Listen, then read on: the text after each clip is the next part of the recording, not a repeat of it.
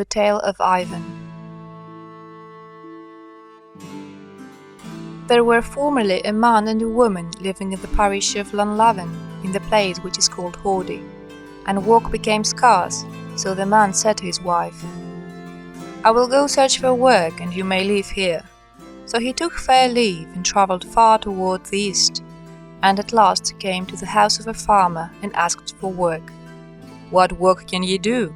said the farmer. "I can do all kinds of work," said Ivan. Then they agreed upon £3 for the year's wages. When the end of the year came, his master showed him the £3. "See, Ivan," said he, "here's your wage. But if you will give it me back, I'll give you a piece of advice instead."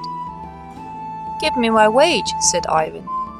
"No, I'll not," said the master. "I'll explain my advice." "Tell it me then," said Ivan. Then said the master, "Never leave the old road for the sake of a new one."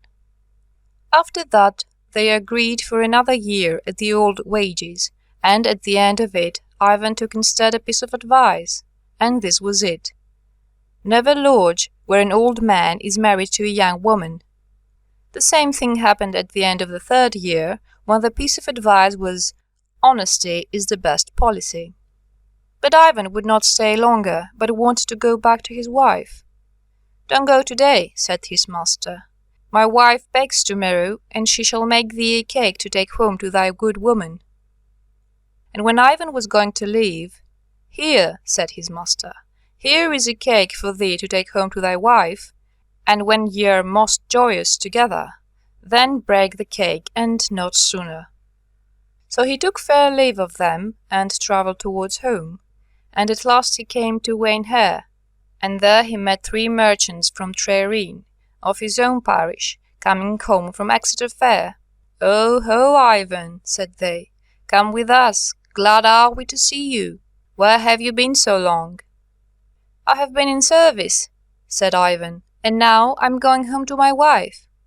"Oh, come with us, you'll be right welcome." But when they took the new road, Ivan kept to the old one, and robbers fell upon them before they had gone far from Ivan, as they were going by the fields of the houses in the meadow. They began to cry out, "Thieves!" and Ivan shouted out, "Thieves!" too. And when the robbers heard Ivan's shout, they ran away, and the merchants went by the new road, and Ivan by the old one, till they met again at Market Jew. "Oh, Ivan," said the merchants, "we are beholding to you. But for you we would have been lost men.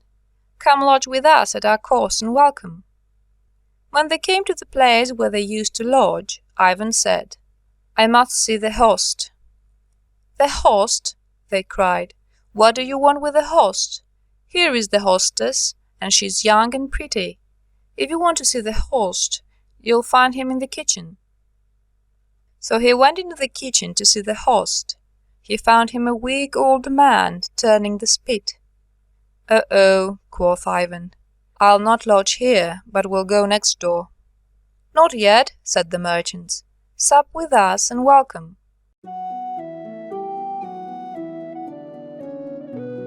Now it happened that the hostess had plotted with a certain monk in Market Jew to murder the old man in his bed that night while the rest were asleep, and they agreed to lay it on the lodgers. So while Ivan was in bed next door, there was a hole in the pine end of the house, and he saw a light through it. So he got up and looked, and heard the monk speaking. "I had better cover this hole," said he, "or people in the next house may see our deeds." So he stood with his back against it while the hostess killed the old man. But meanwhile Ivan out with his knife, and putting it through the hole, cut a round piece off the monk's robe. The very next morning the hostess raised the cry that her husband was murdered, and as there was neither man nor child in the house but the merchants, she declared they ought to be hanged for it. So they were taken and carried to prison, till at last Ivan came to them. "Alas, alas, Ivan!" cried they, "bad luck sticks to us. Our host was killed last night, and we shall be hanged for it." "Ah, tell the justices," said Ivan, "to summon the real murderers." "Who knows," they replied, "who committed the crime?" "Who committed the crime?" said Ivan. "If I cannot prove who committed the crime, hang me in your stead." So he told all he knew, and brought out the piece of cloth from the monk's robe.